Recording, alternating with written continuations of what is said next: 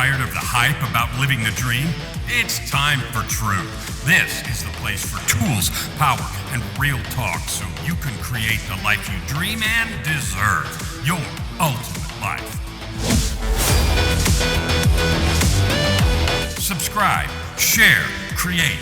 You have infinite power. Hello and welcome to this episode of Your Ultimate Life, the podcast that I created to help you with the tools, the examples, the stories, and the yearning to live your ultimate life, a life of purpose, prosperity, and joy that you create with your passion, with your gifts, and your life experience. Today, I'm blessed to have a special guest, John Smith, and that's his real name, not an alias. So, John, welcome to the show. Thank you, Kellan. And I have the ID to prove that I am John Smith if needed. Yeah, I believe you. So, John Smith, does anybody ever hassle you and ask you if that's your real name? Only when I was younger and going to hotels. Yeah, right. Yeah, John Smith, right. Okay. There was a TV program, a cowboy show, many years ago called Alias Smith and Jones. Do you remember that? I do not know that one. It was funny. You could look it up. It was on only 3 or 4 years, I think. And it was about two outlaws that had turned good. You know, they'd stopped being bad guys. And so it some version of Witsec, Alias Smith and Jones. So it was actually quite funny, and it was a comedy as well as.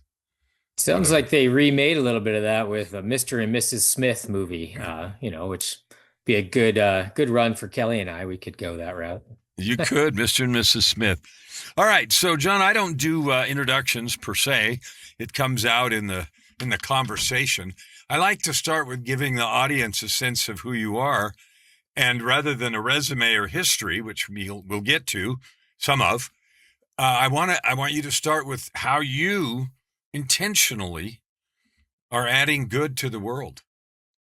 Well, we've launched a nonprofit farm in Decatur, Illinois, where we live. Separate from our normal lives, we decided that we wanted to start doing something to grow our community.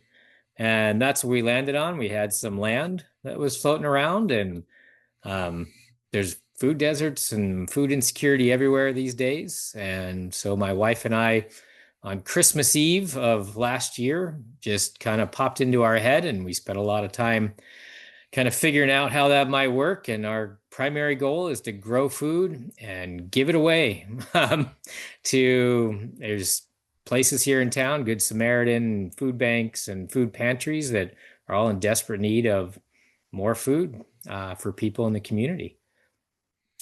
Well, that's spectacular. It brings a bunch of questions to my mind. How big is it? So our property is 3 acres. It has a small cabin on it already, and there's a pond, which is about 3/4 of an acre.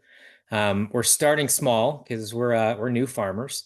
I grew up in Vermont, so we did some gardening, but really I don't have a lot of skills in that area.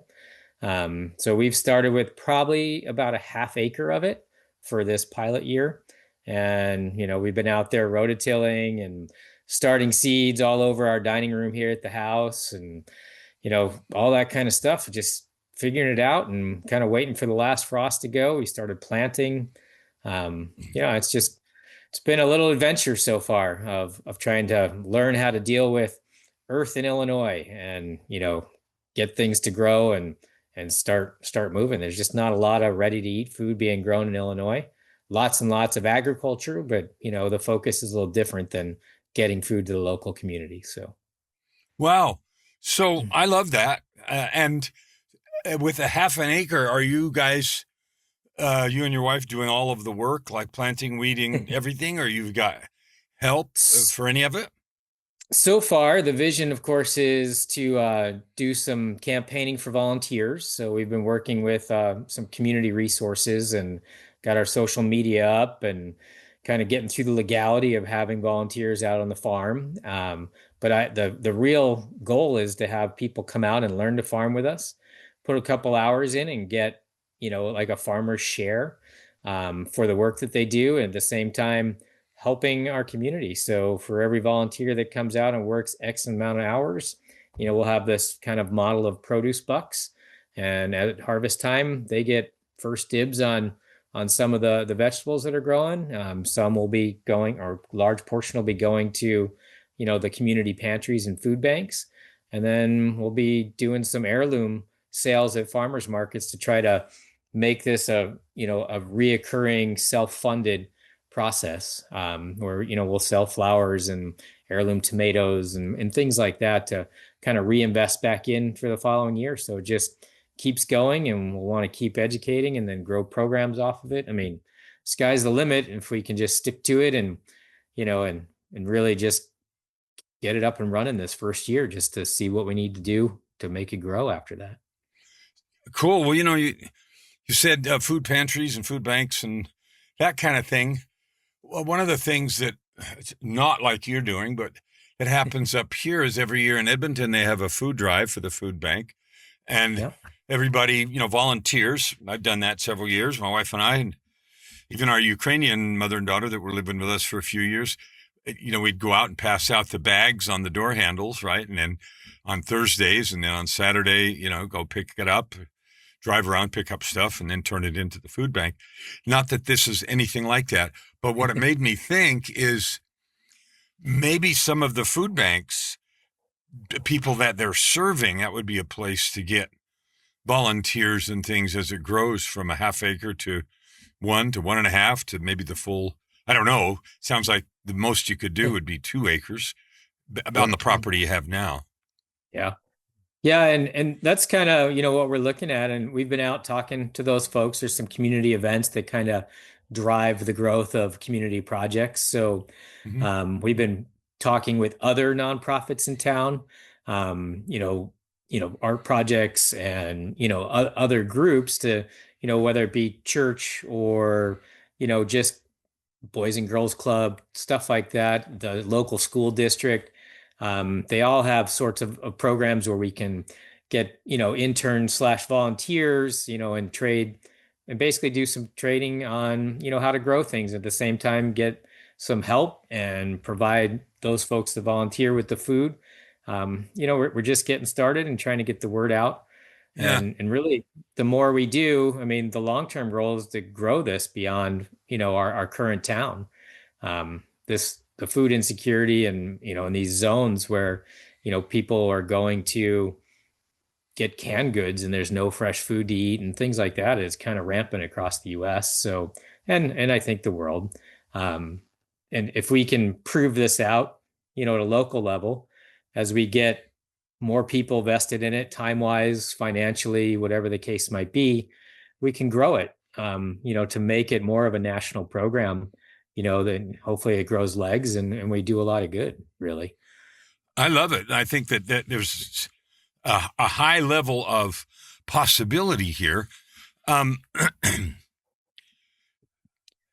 What have you what has driven this? What's in you and your wife? Obviously, you're doing this together.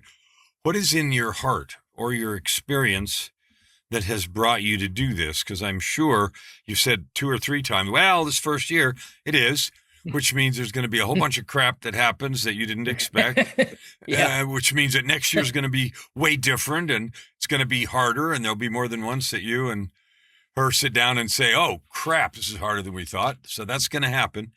And you already know that. So that none of that's Yeah. news. So tell me what's happened that made this important enough to do this, and not only do it with this tiny toe dabbing thing, but the idea that you're going to grow it and so forth. I think a lot of it is just, we've moved between communities a lot in the last, say, 6-7 years. Really part of it is, being in a community that we're not familiar with. So we don't really stay, in the old days, we'd kind of stay in the town we were in. You knew the people you knew. And we moved from Arizona to Hawaii to Illinois. And in every place we've gone, we've seen similar issues with food insecurity and food availability. And part of that is balanced with, we've been trying to get healthier the last few years. And the availability of literally like ready to eat fresh food that wasn't, shipped across the country or, turned into something in a box really started getting us thinking about what we could do with it. Um, and and it really just it started from that. I grew up in an agriculture community in Vermont. My wife in North Dakota, and we see people who are in trouble, and it's really we wanted to help solve it, and I kind of feel that it's not a really big priority, sometimes in our country to do that. And my wife and I and my family have been pretty fortunate, and it's a way for us to take and give back for everything that's been given to us over the years. I mean, we started simple and grew our lives and families and careers to the point that we're at. But I think it's really time for us to give a leg up, and not just a donation, but put our hands in the ground and really try to get involved in our community. I've been really hands off, and I kind of feel that difference from when I lived somewhere where I was involved in the community to being in these new places where we really didn't have those ties.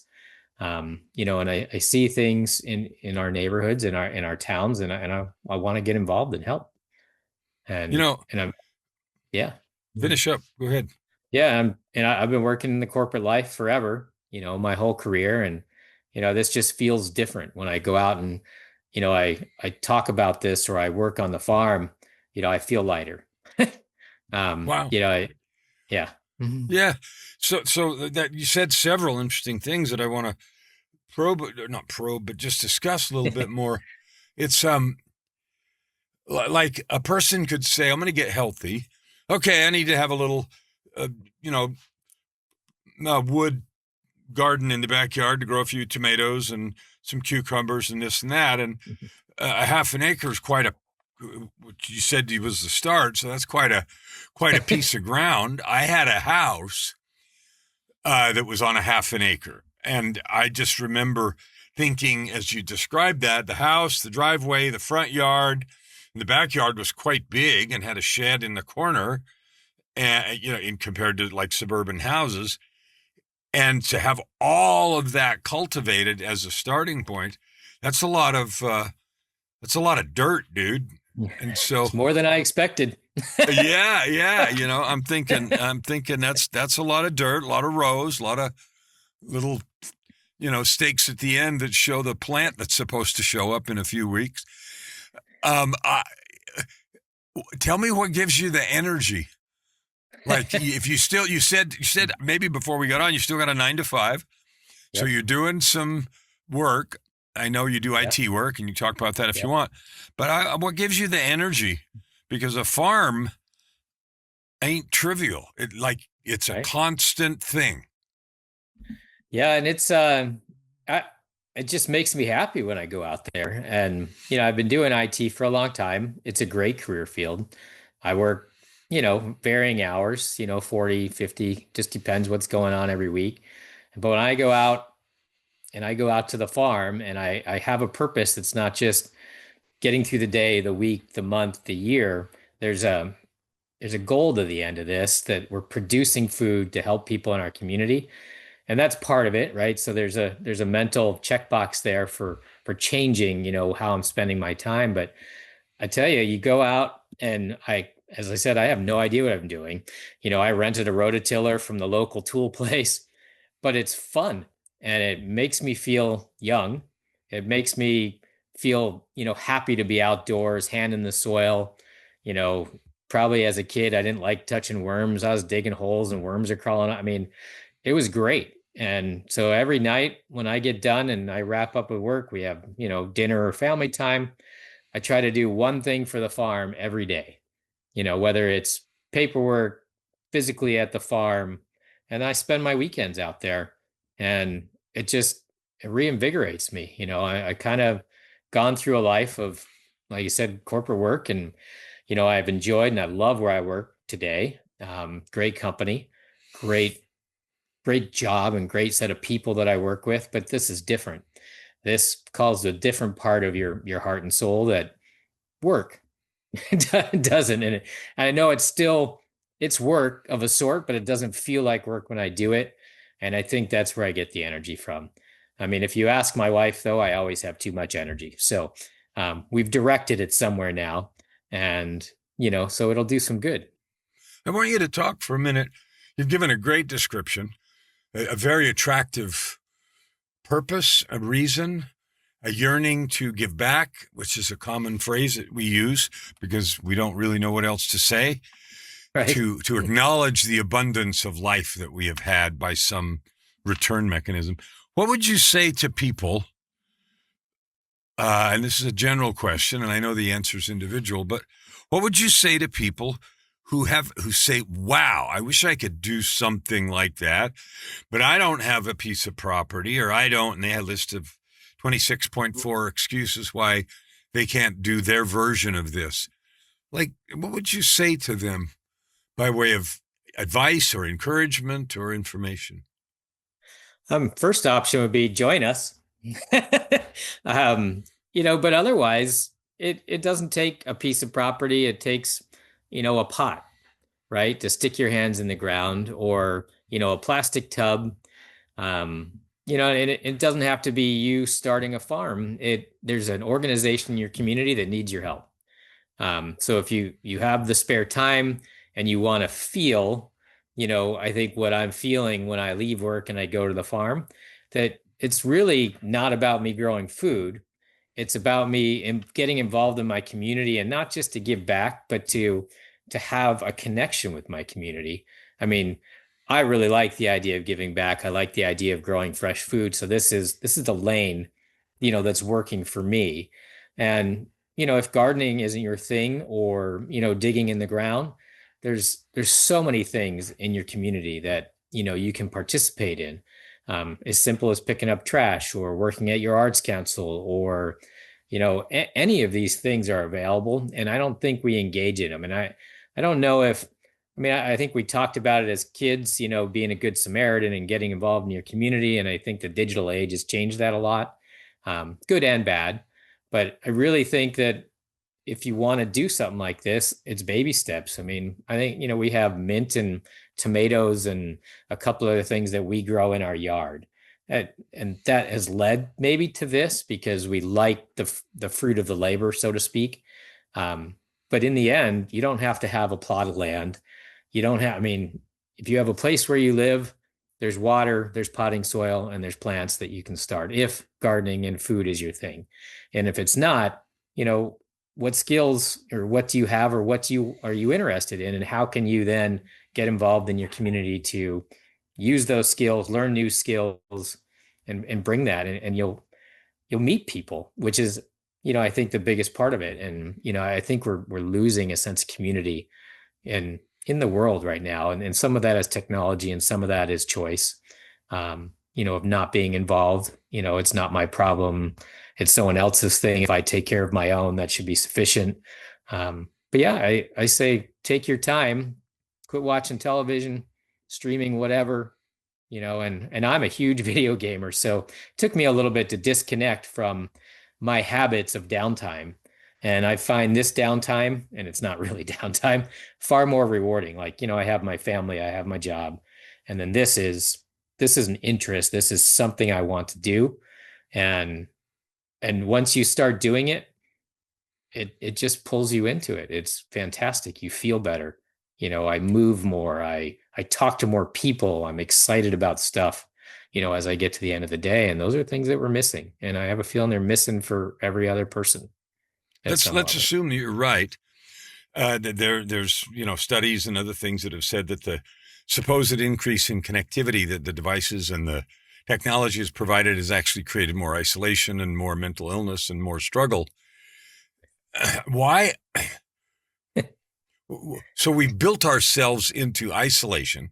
We're clearly built to love and serve each other. Just look at the neurotransmitters and how the body works. And I'm quite sure there's a spiritual equivalent of neurotransmitters in our energetic being. We just don't have names for those, because it isn't just your body that feels good. It's your heart. It's that other thing that feels so exciting. And you have picked a lane that came out of some other experiences, but your advice is good. And I like it. It warms my heart to hear you describe that. Why do you think we have allowed ourselves to become so isolated, and in many cases, armchair critics or armchair bullies of other things that are going on? Like what's happening? I think it just became easier to be uninvolved and not care, about people outside of your circle. And, I think, and technology is part of it. I think, global communication, still technology is a big part of it too. We're being told a lot about how to think and how to feel about things. And I don't remember any of that growing up. I mean, like we were talking about, I'm in my mid 50s. I'll be 56 in May. And when I grew up, I mean, you didn't care who you played with, you wanted to play. You didn't care necessarily who you danced with, you wanted to dance, if you went to a dance. And it's become very, very different. And I think that starts at the community level. I mean, people, we're not built to be the way that we're headed. And, it's going to take a revolution of some sort, and I don't mean get rid of technology. I am in technology. I love its uses, but, there's got to be a balance in life of dealing with these things and how we interact with others around us, because these are tools. They're not a way of life. And you choose to use tools, how you choose to use tools. And that way you can take away from them, what they're really intended for, and you use them for the purpose that suits you. And ideally, you do that to enhance your involvement with the people around you and to make things better around you. I mean, I call AI the robots, and I use them for all sorts of stuff, but they don't run my life and they don't tell me what I need to do. They give me consolidated sets of information, and it's fantastic. And then I use my own brain to filter out, how I'm going to leverage that data and what I'm going to do with it. And I mean, we just have to get back to shaking hands and talking to people and let people be who they are and embrace them for that, even if it's not who you are. So I love it. And that's some really, really good advice. I'm struck by the name Dizzy Goat. Where did Dizzy Goat come from? I love the picture, by the way. I think it's a cool picture. Yeah. So where did Dizzy Goat come from? So originally, this land we were going to build a house on, and my wife Kelly and I have wanted to be homesteaders, not in a ignore our community, isolate ourselves homesteaders. We wanted to provide more for ourselves, and she did this exercise um, and basically aligning words and things that we loved. And this name, Dizzy Goat Farms, has been sitting around. It was going to be the name of our homestead for probably the last decade. And it started with, those goats that when you make noise, they collapse. I don't know that. So there's a type of goats that are afraid of every noise, and I don't know that they're afraid, but their reaction to them is to pretend like they've died. They just fall over. And so it started, I think, from that. We had looked at a lavender farm in central Arizona when we lived in Phoenix area, and they had these goats, and it was so amusing to be out there. And anytime like a horn got or you made a loud noise, the nearest goat to you just collapsed to the ground. And so I think that was the start of the Dizzy Goat, moniker, because we were going to buy that farm. We've been going to buy a lot of farms for a long time. Wow. So she and I'm the impulse and she's the reality of this relationship. And and if Carla and I, who my mother-in-law, Kelly's mom, are left alone, we're the impulse people, and Kelly's kind of our navigator. But that name came from her, and it's just been floating around forever. And now we've stuck it on this endeavor because it needed a home and it needed to belong to something just like the rest of us. So, well, I love it. I just thought it was fun. So, what do you think?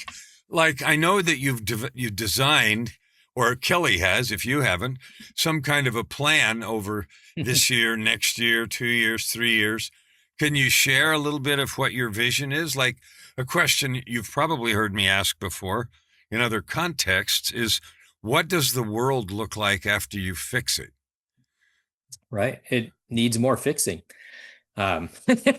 Where is it possible to fix everything? I don't know, but I think. Well, no, but after the thing you're doing, like, what does the world look like after you fix what you're after to fix?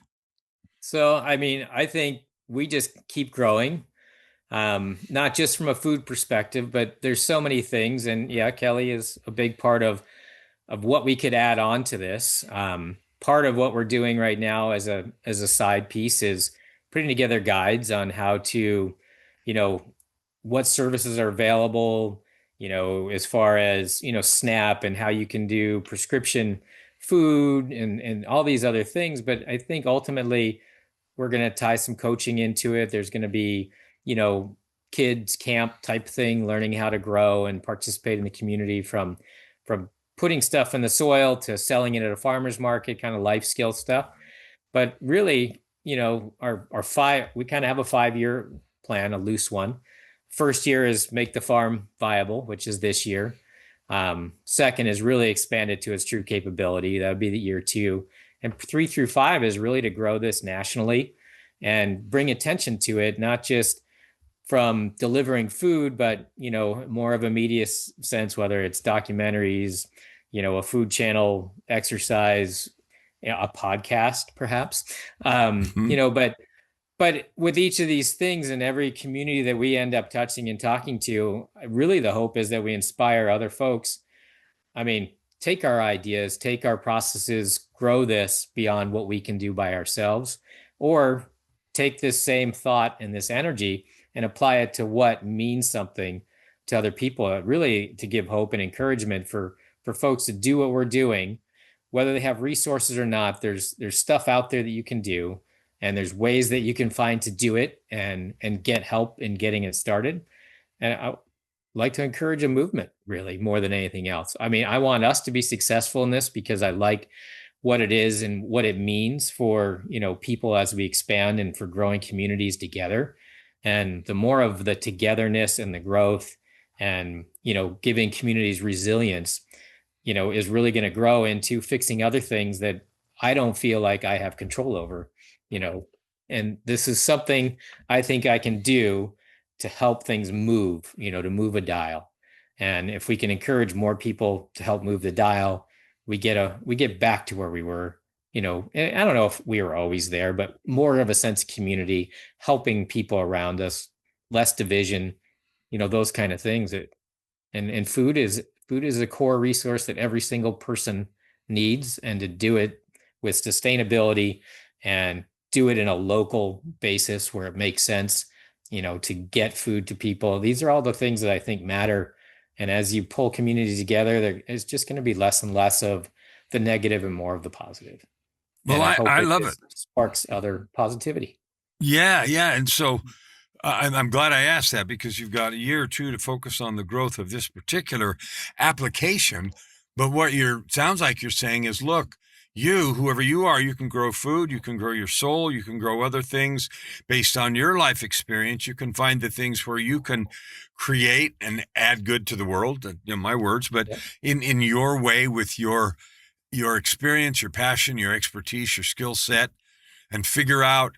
And your example is, hey, you can do this. We did this.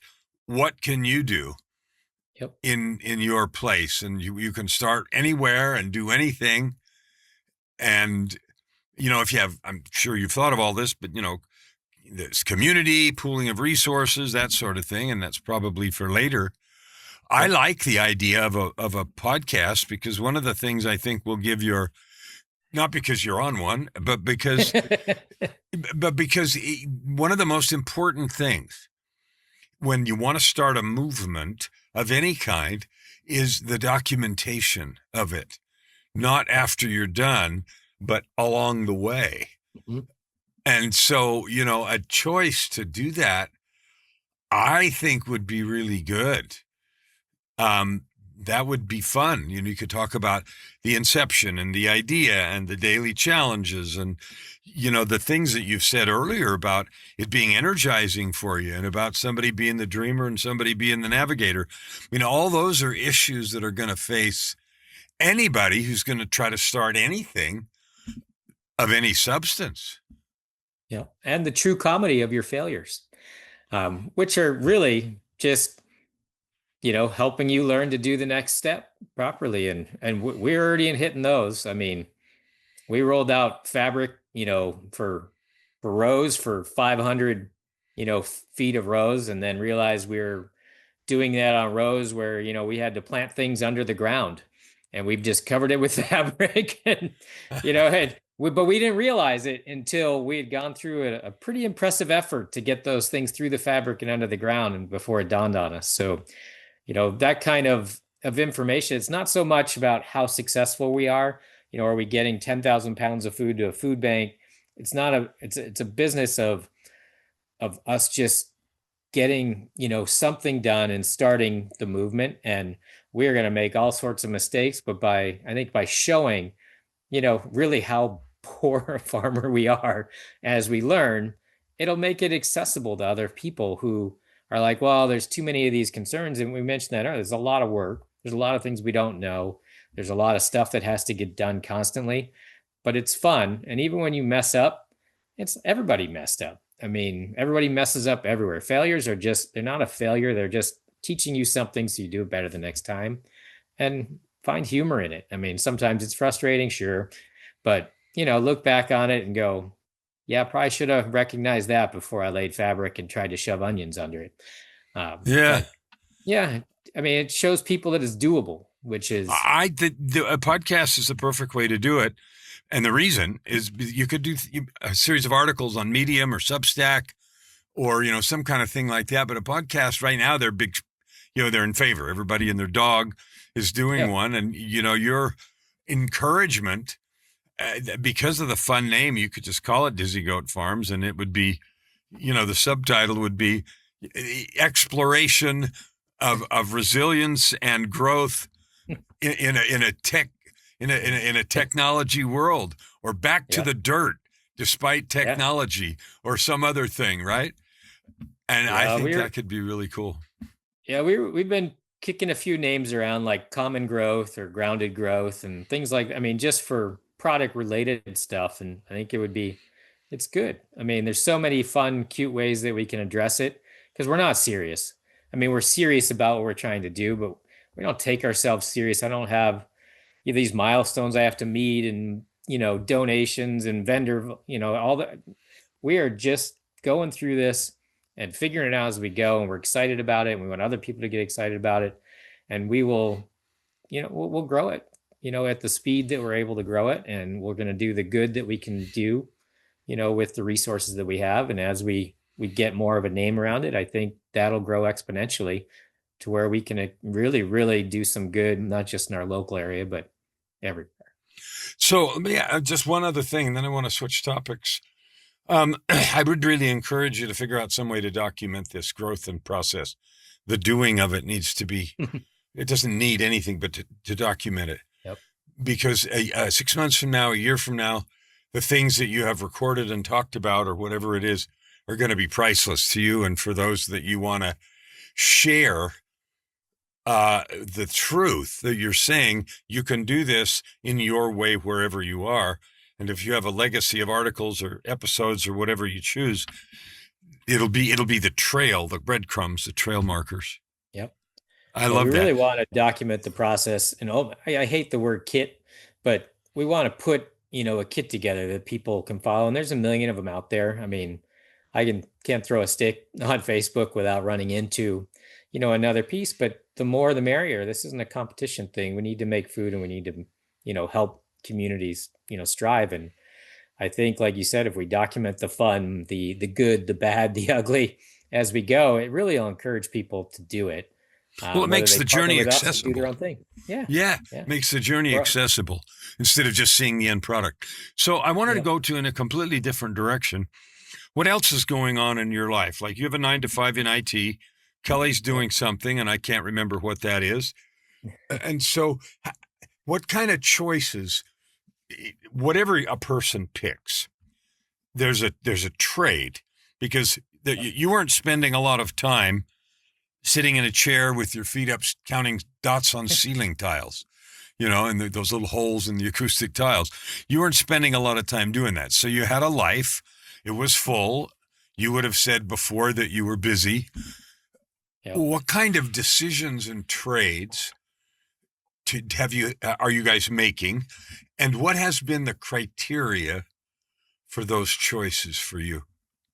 I think probably the first choice criteria event that happened. I mean, all of our kids are adults now, so they've they've grown up, they've gone off to do their things. And, Kelly and I found ourselves with, you know, that empty nester free time scenario. And it's not free time, but less purpose time, let's call it. Yeah. You know, we were Yeah. tasked with, making sure kids were doing well, homework, relationship management, what all of that stuff that being a parent is. And it doesn't end abruptly. It feels abrupt, that your life circled around making sure, these things happen, in the family. And as that time kind of freed up, we moved to Hawaii, um, and thought that was going to be that'd be the perfect fix for everything. And Hawaii's fantastic.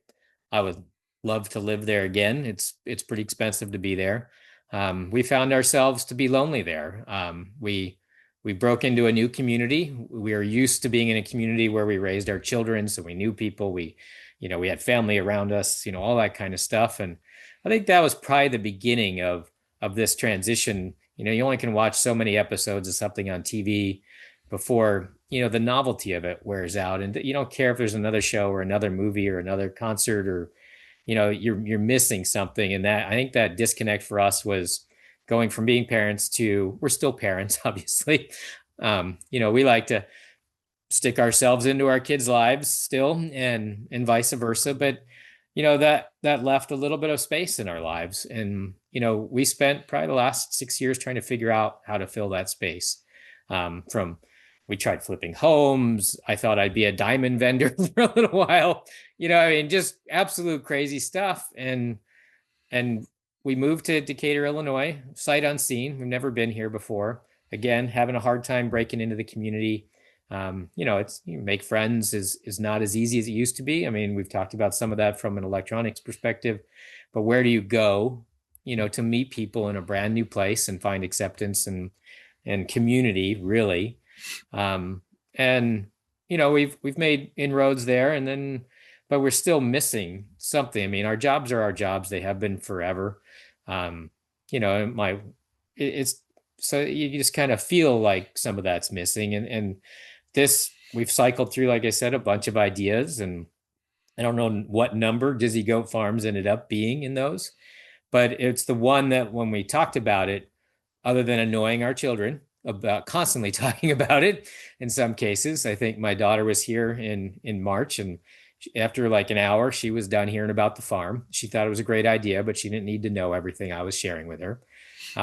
That we found a level of excitement that frankly annoyed other people. So we knew that we had something special. Right. People got excited about it, but we don't shut up about it. So it kind of gave us the feeling that this was the direction. And I think it was really to fill a spot. I mean, of transition in our life. And that was our particular story. Whether that, applies to a lot of other people or not, but that's where I think we found the space in our lives. And I used to work for the sake of working. I'm pretty much a workaholic. I would grind away at something, well past, the time that I needed to be at work. But I like to advance stuff. I like to be prepared for everything, which never works. I don't know why I stick to that plan. And now, I mean, this just filled, I think something was missing that may not have realized was missing. It just hit the right chord for us. And we found the time and pushed other things aside that were not good uses of our time, perhaps. Well, I love that part. So that was, the ceiling tile time, which nobody has. There's all kinds of things. And one of the things that technology has provided is an endless array of potentially meaningless stuff. So there's an infinitude of nothing that is sparkly and seems fun. And then when you do it very long, the sparkle wears off. Yep. And I say that not just because of what you said, but over and over again, I hear people expressing similar sentiments that the thing they finally settle on to do has two things. It fills the need of service, because we're literally built to love and serve each other. And it is meaningful. It does something valuable. And so both of those things are, I would say universally, I'm going to say almost universally, just so I'm not absolute, but universally true. but Right. because of what it feels like, our own neurochemistry, our divine heritage, whatever you want to attribute it to. And I love that you guys are doing that. And is there anything? So we've talked about the farm, what it is, how you're doing it, why you're doing it, annoying your kids, the difficulties of breaking in the kind of society we've created. What else would you like our listeners to know about what you're doing? Not about the farm or about it, doesn't Right. matter. What else would you like to share? And one quick note, while we are annoying our children, all of them want to participate in it, once it's ready and has a role for them because they love the idea. But otherwise, like tonight, we're going to open mic night at our local brewery. I mean, so we still find non-work, non-farm related things to go have fun. We recently, the Kelly, my wife, Carla, my mother-in-law, Kelly's mom, who um, we were just in Ireland for 2 weeks. So, we had a bit of an adventure and we suspected it was going to be warmer. I don't know why we went to Iceland in the winter. But what a great place, Iceland and Ireland. Love both of them. I met the president of Iceland by accident walking into our Hilton hotel. Um, Interesting note, did not have an army of security around her. She is beloved by everybody there. And we just had a quick, how's the weather conversation. Had no idea she was the president. So we definitely still love to travel. Looking forward to more trips and exploring cultures. I mean, I've spent a lot of time traveling the world. I was in the military when I was young. I expatted a lot in my IT career, lived in Czech Republic and the UK and Malaysia, and got to visit a lot of fun places. So somehow we're going to find a balance between our new hobby, our jobs, and still being able to see the world and experience different cultures and you know eat the good food. Yeah, it's fantastic to get out and just meet people, um, and talk to everybody and just experience how other folks are living, and really how many similarities. Everyone's always how different it is, but really when you go somewhere, you really should be noticing all the similarities between us all and what we're doing, and not looking for the differences, and really just check your mind out of it, enjoy what you're seeing there and what you're participating in and the culture that you're living in. And it's fantastic to So go on those little adventures. if somebody wants to know about this, like, do you guys have a website up yet? Or Yep. if you had a YouTube channel, we could send them there, but I don't think you do yet. But any of No, those, but where can somebody go to learn more about John and Kelly and what you guys are doing? Facebook and LinkedIn are probably the primaries right now.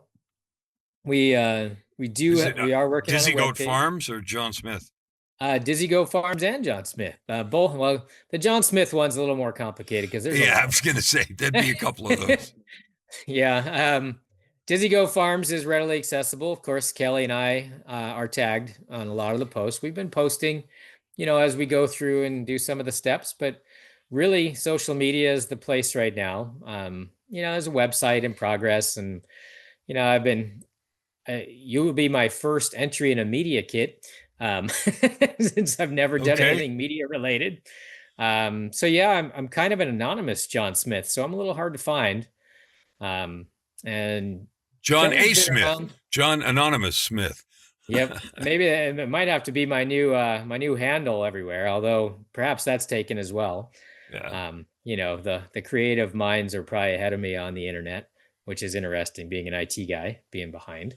Right. But yeah, but my wife's a little bit more well known. She has been around for a bit doing nonprofit work. She used to work for the American Lung Association and ran programs and a large portion of the West Coast program or the Western US program. So I think she's a little bit more social media uh you know intense or heavy on content that's out for her. But yeah, the easiest way to find us is through Dizzy Go Farms, because ideally that's going to be the primary focus of our jobs and eventually, take over and replace our 9-to-5s as well. Take over the world.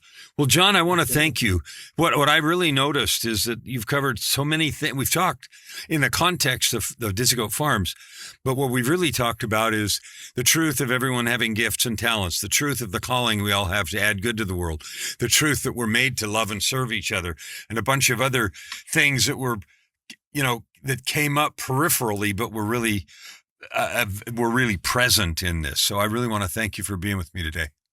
Well, I appreciate the time, and I've enjoyed, other sessions I've had with you as well as this.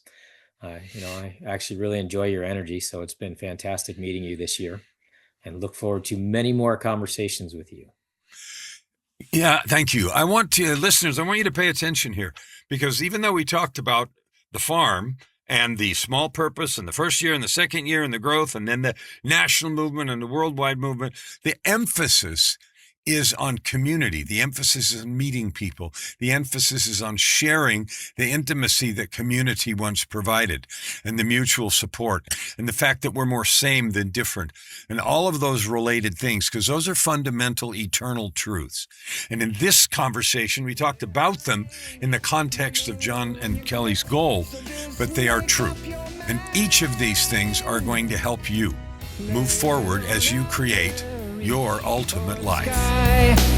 Never hold back and you'll never ask why.